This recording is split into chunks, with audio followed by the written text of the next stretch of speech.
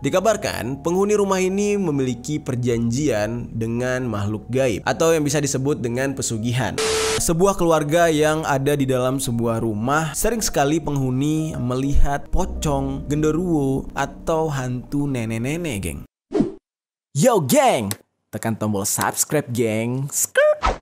Hey yo, what's good? Welcome back to Kamar Jerry.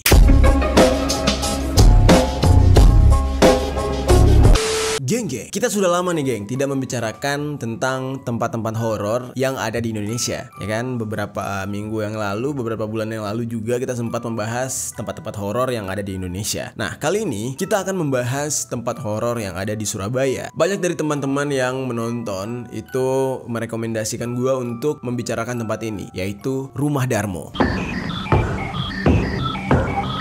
Sebuah urban legend yang sangat tersohor di kota Surabaya, yaitu adalah Rumah Hantu Darmo yang terletak di Jalan Puncak Permai 2 nomor 26, Sukomanunggal, Surabaya. Berbagai versi kisah mistis memang banyak tersebar di kalangan masyarakat, baik dari penampakan luarnya maupun dari dalam rumah tersebut, geng. Rumah yang sangat luas tersebut sekarang kondisinya tuh udah reot ya, udah nggak kerawat lagi, geng. Bahkan atapnya aja udah nggak ada, hanya sisa pilar-pilar dinding dari rumah tersebut. Dan bahkan rumah ini sudah ditembuhi oleh semak belukar. Bahkan semak belukar ini nggak hanya tumbuh di halaman depan, di lantai 1, lantai 2, lantai dasar, semuanya sekarang sudah ditembuhi oleh semak belukar. Jadi memang benar-benar nggak terawat ya. Dan bahkan banyak banget itu cat-cat temboknya itu udah divandal gitu sama orang-orang graffiti kali ya. Dan terlihat juga beberapa pilar atau dindingnya itu sudah miring. Banyak cerita mistis yang terjadi di area Rumah Darmo ini, baik yang dialami oleh warga sekitar maupun orang yang mondar-mandir lewat atau pengendara yang melintasi depan rumah tersebut. Banyak versi cerita tentang seremnya Rumah Hantu Darmo ini. Namun yang paling melegenda adalah soal si pemilik rumah yang kabarnya menjadi penyebab atau cikal bakal kenapa rumah ini menjadi rumah hantu. Dikabarkan penghuni rumah ini memiliki perjanjian dengan makhluk gaib atau yang bisa disebut dengan pesugihan. Nah, inilah yang mungkin menyebabkan rumah ini sangat besar. Si penghuninya kaya raya karena si penghuninya ini melakukan pesugihan. Nah, pesugihan ini adalah praktek ritual perjanjian dengan makhluk halus dengan setan, meminta bantuan setan namun untuk mendapatkan kekayaan. Karena kan banyak versi, geng. Ada orang yang bersekutu dengan setan ini untuk menyantet orang lain, atau mungkin untuk pelet, yaitu untuk mendapatkan jodoh gitu kan. Kalau pesugihan ini yaitu mendapatkan kekayaan, karena asal kata dari pesugihan adalah sugih yang artinya kaya. Konon dikabarkan layaknya orang yang melakukan pesugihan pada umumnya, keluarga ini pun juga diharuskan memberikan tumbal terhadap ritual-ritual yang dia lakukan. Mereka mendapatkan kekayaan yang sangat-sangat melimpah apabila memberikan tumbal di setiap malam Jumat ketika melakukan ritual. Tumbal yang diberikan pun harus manusia utuh dalam keadaan hidup, tidak boleh digantikan dengan hewan. Nah, suatu ketika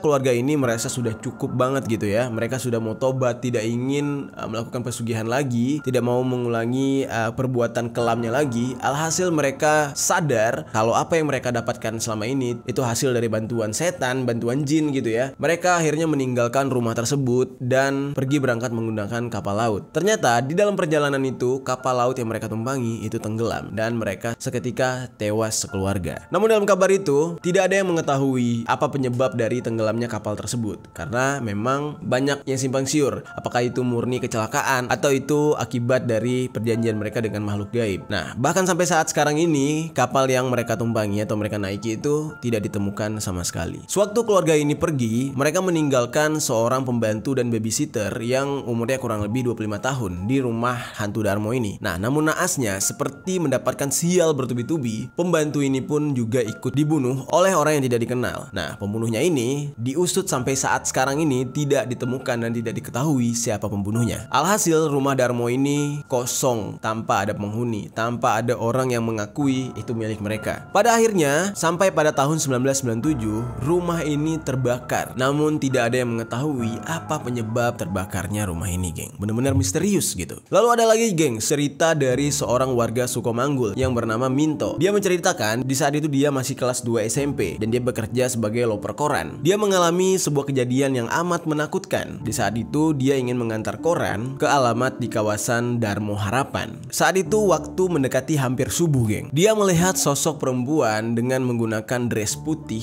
dan berjalan seperti orang yang sedang lemas. Bisa dikonfirmasi penampakan tersebut adalah seorang kuntilanak. Dia melihat penampakan tersebut tepat di persimpangan jalan di depan rumah Darmo. Nah, di saat itulah Minto ini ketakutan dan tidak pernah mau lagi mengantarkan koran ke alamat pelanggan tersebut. Jadi benar-benar membuat dia trauma gitu, geng. Kejadian lainnya dialami oleh seorang warga yang bernama Ira. Ira merupakan warga Lidah Kulon, Surabaya. Ira ini datang bersama teman-temannya dan saudaranya gitu ya. Nah, dimana saudaranya ini memiliki kelebihan gitu, kayak anak indigo. Nah, di sana ternyata mereka melakukan yang namanya paranormal activity. Memang sengaja mencari gitu. Dan benar aja, tanpa menunggu lama, penampakan langsung dihadapkan kepada mereka, yaitu sesosok berbadan besar hitam dan katanya ada seekor harimau. Nah, kalau ini udah pasti Gondoruo, geng. Dan kalau misalkan sesosok harimau itu biasanya tuh bangsa jin. Alhasil mereka langsung lari ketakutan karena memang gak main-main ya seramnya rumah Darmo ini. Bahkan satpam komplek di tempat itu tidak mengetahui nih, geng, sampai saat sekarang ini rumah ini nih sebenarnya ahli warisnya siapa pemiliknya gitu. Dan anehnya tidak ada satu orang pun sanak family mereka yang mengakui. Dan akhirnya rumah ini hancur termakan oleh zaman dan bahkan udah berlumut gitu ya. Dan gue juga aneh gitu ya, kenapa pemerintah tidak menangani aja rumah-rumah kayak gini gitu. Warga berkumpul terus melaporkan kepada pemerintah gitu ya, untuk rumah itu dialihkan aja gitu, dirusakin terus dibikin apalah di situ. Ya memang sih yang namanya tempat angker akan susah atau akan sulit untuk dihancurkan gitu ya, karena banyak banget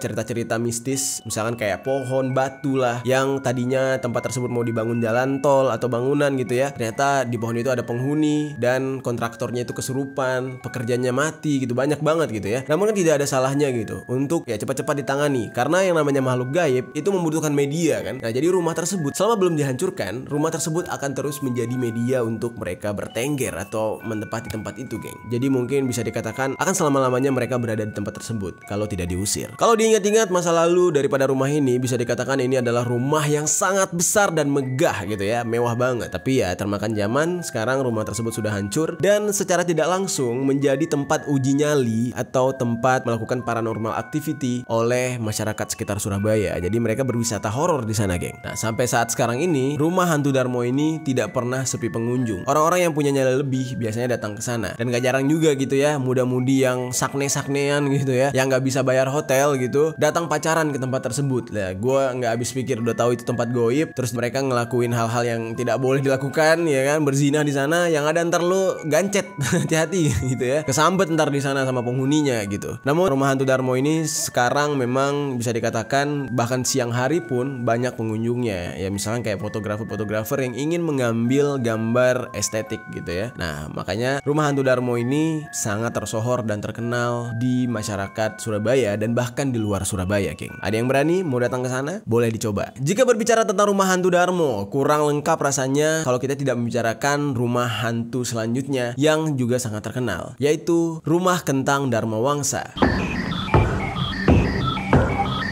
Misteri tentang rumah kentang Dharma Wangsa ini memang sampai saat sekarang ini menjadi perbincangan hangat, geng. Karena rumah ini kalau kita lihat pada siang hari itu terlihat sangat bersih. Namun suasana akan berubah ketika malam hari menjelang. Dimana kalau kalian yang bisa merasakan aura mistis daripada tempat-tempat horor gitu ya, di rumah ini justru kalian akan mencium bau kentang dan tangisan anak kecil, geng. Apa yang terjadi sebenarnya? Kenapa harus bau kentang? Lebih spesifiknya itu ya kentang rebus gitu, geng. Nah, ternyata misteri di rumah kentang ini berkaitan dengan sebuah kejadian zaman dahulu kala, di mana rumah ini ternyata pernah terjadi kecelakaan anak kecil hingga tewas. Di mana anak kecil ini sedang bermain-main dan terjatuh ke dalam kuali tempat perebusan kentang dan dia tewas seketika terebus di dalam air rebusan kentang tersebut, geng. Namun cerita itu ternyata tidak sepenuhnya dipercaya oleh orang-orang karena ada isu yang tersebar lagi. Ternyata anak kecil tersebut bukan kecelakaan, jatuh ke dalam kuali rebusan rebusan kentang. Namun anak kecil ini justru dibunuh oleh seorang pembantu. Namun dengan cara yang sama nih geng. Nah, dikatakan anak kecil di rumah tersebut itu sangat-sangat nakal. Sang pembantu yang merasa jengkel dengan kelakuan anak kecil tersebut melempar si anak kecil ini ke dalam kuali rebusan kentang yang sedang mendidih. Alhasil si anak kecil ini meninggal dunia seketika.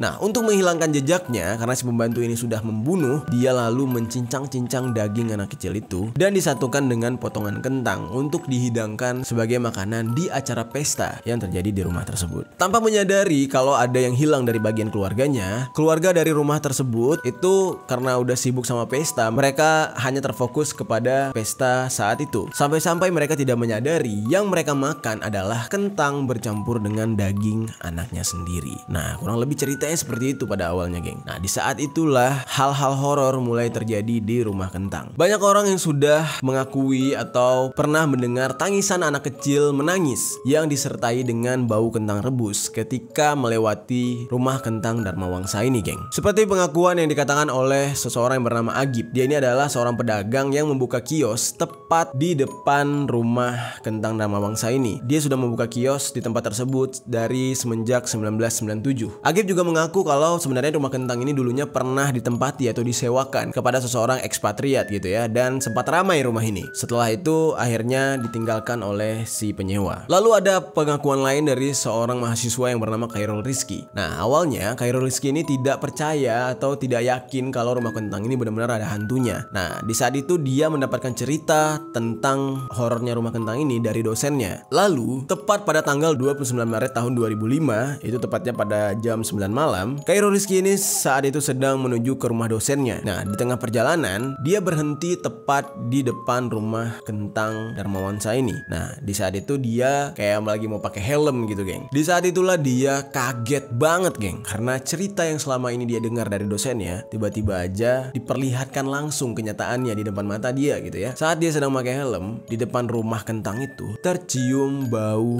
kentang rebus yang sangat-sangat menyengat hidung. Dan dia udah feeling tuh, geng, wah, bau kentang nih. Oke, tinggal satu hal lagi, yaitu tangisan anak kecil. Gak lama setelah dia memikirkan hal tersebut, tangisan anak kecil itu pun terdengar. Dan di saat itu dia langsung tancap gas, kabur, lari dari rumah kentang Dharma Wangsa tersebut. Namun, gangguan gak cuma sampai di situ aja, geng. Di dalam perjalanan dengan bulu kuduk merinding dan gak berhenti-berhenti gitu ya, Rizky ini tanpa sadar ternyata dia pulang dengan diikuti salah satu makhluk penghuni dari rumah kentang itu. Sesampai di rumah, dia langsung mandi, dan ketika dia buka pintu kamar mandi menuju kamarnya, disitulah dia kaget melihat sesosok kuntilanak dengan rambut panjang sedang menyisir di depan cermin. Nah, wanita itu terdengar sedang menangis dan meminta tolong. Alhasil, Khairul Rizky ini lari terbirit-birit meninggalkan kamar dan menuju kamar adiknya, geng. Gila, pengalaman yang bener-bener horor banget ya, geng ya.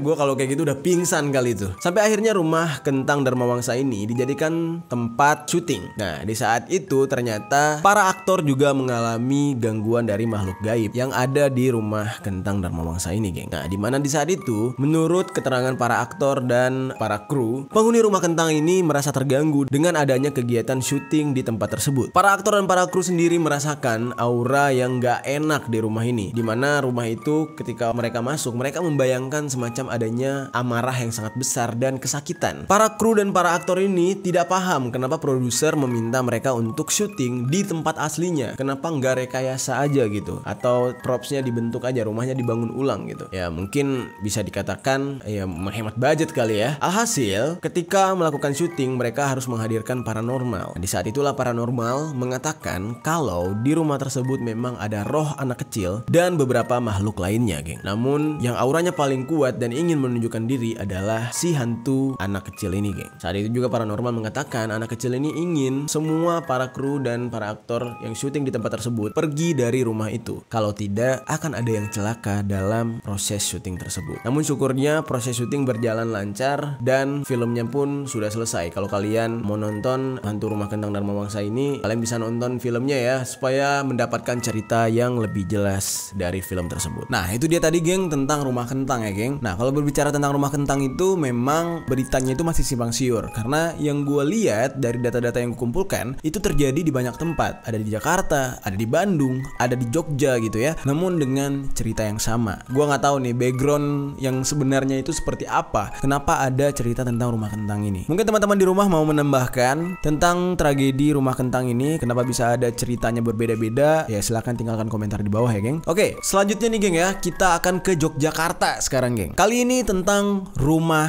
tak kasat mata.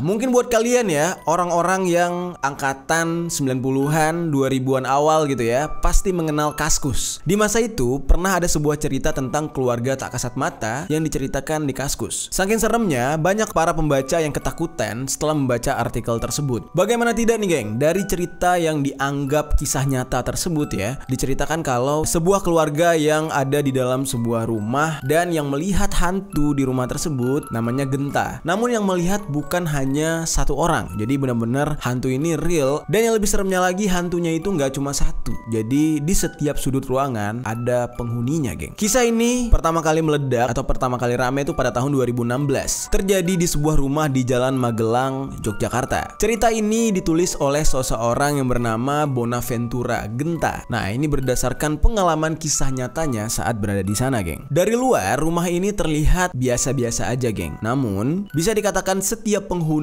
yang pernah menempati rumah ini pasti paham gitu ya, ketika malam hari rumah ini berubah menjadi rumah dengan aura yang mencekam. Rumah ini bisa dikatakan penuh dengan aura negatif geng, terutama pada malam hari. Rumah ini merupakan sebuah rumah yang bisa dikatakan menjadi tempat kerja juga, dan sering sekali penghuni atau orang-orang yang ada di sana melihat pocong, genderuwo, atau hantu nenek-nenek geng. Cerita horor yang sangat terkenal tentang bangunan ini adalah cerita tentang keluarga tak kasat mata. Saking terkenalnya rumah ini dengan cerita tersebut, banyak orang yang datang ke sana hanya untuk membuktikan kebenaran dari cerita itu. Semuanya berawal dari postingan Genta ini. Dia mengatakan selama dia berada di tempat tersebut yang sudah berubah menjadi kantor gitu ya, dia sempat menulis 10 bagian cerita, dan cerita yang dia bagikan ini telah di-share atau disebarluaskan oleh orang-orang sebanyak 2000 kali geng. Apa aja nih yang dialami oleh Genta ini? Dikabarkan dia itu sering sekali mendapatkan gitu ya alat-alat kerja dia seperti pulpen, terus segala aksesoris yang ada di meja, bahkan kursi gitu ya, bergeser atau bergerak sendiri. Selain itu, dia juga sering melihat sosok kuntilanak di rumah tersebut. Dan dia juga sempat melihat wanita yang berkerudung serta wanita cantik yang mukanya berlumuran darah geng. Tidak jarang juga terdengar suara-suara yang aneh serta bau anyir darah di rumah yang megah tersebut. Nah, ditambah lagi ada sebuah gudang di belakang rumah mewah ini yang tidak diketahui isinya itu apa. Padahal sudah meminta tukang kunci gitu ya untuk membantu membuka ruangan tersebut, namun tetap tidak bisa dibuka. Nah, inilah yang menjadi misteri besar di rumah ini geng. Untuk menjawab rasa penasaran orang-orang, akhirnya seorang pengguna Facebook yang bernama Mbah KJ melakukan investigasi ke rumah horor tersebut. Nah, setelah melakukan hal itu, sebuah pesan disampaikan oleh Mbah KJ kepada para netizen, yaitu agar tidak terlalu penasaran atau mencoba-coba untuk mendekati tempat tersebut. Karena memang menurut dia tempat ini sangat kuat aura negatifnya geng. Berdasarkan hasil investigasinya juga, ternyata ditemukan di masa lalu rumah ini dimiliki oleh orang yang awalnya itu hidupnya sederhana, terhimpit ekonomi, tinggal bersama 5 orang anaknya, dan mereka jadi kaya raya karena melakukan pesugihan geng. Ketika sudah mendapatkan kekayaan, barulah pemilik rumah ini mendirikan rumah di Jalan Magelang ini. Dan di sana itu ada sebuah pohon gayam. Pohon gayam ini sudah ditebang geng. Ternyata pohon gayam yang ada di sana itu merupakan tempat bersemayamnya para jin jahat atau makhluk gaib yang diajak bersekutu oleh sang pemilik rumah. Menurut penuturan Mbah KJ ini, jin yang tinggal di sana itu adalah jin jahat yang berkekuatan sangat besar. Karena memang setelah dilihat ternyata jin ini merupakan golongan jin yang sudah tua, sudah hidup selama 3000 tahun kurang lebihnya. Bahkan bentuk daripada jin ini memiliki 3 tanduk geng. Dan pemilik rumah ini menyediakan sebuah ruangan khusus gitu ya untuk berkomunikasi dengan jin tersebut. Nah, kayak kita aja gitu ya, punya rumah ada musola gitu ya, tempat kita berkomunikasi atau mengadu kepada Yang Maha Esa, Yang Maha Kuasa gitu. Nah, mereka menyediakan sebuah tempat khusus untuk berkomunikasi dengan jin tersebut. Namun pada akhirnya yang namanya pesugihan itu akan memakan tuannya geng. Satu demi satu para penghuni rumah tersebut dimakan atau dibunuh oleh jin pesugihan tersebut. tersebut, termasuk si orang yang melakukan pesugihan, yaitu si perempuan dan laki-lakinya gitu ya. Bau anyir darah yang sering sekali muncul di tempat tersebut itu merupakan wujud kemunculan daripada jin pesugihan tersebut. Bisa dikatakan jin ini adalah jin yang haus darah. Sementara pocong, kuntilanak, atau wujud dari nenek-nenek yang sering memperlihatkan diri, itu sebenarnya si jin tersebut sedang menjelma menjadi sosok yang lain hanya untuk menakut-nakuti. Nah, bentuk asli dari jin ini sendiri adalah makhluk bersisik layaknya ular, berekor, dan memiliki badan yang cukup besar dan tinggi, geng. Itu dia tadi, geng, beberapa bangunan menyeramkan yang ada di Indonesia, terutama Rumah Darmo. Itu sudah bukan rahasia lagi ya, sudah menjadi rahasia umum, apalagi di masyarakat Indonesia. Mungkin kalian ada yang berani untuk datang ke tempat tersebut? Coba tinggalkan komentar di bawah.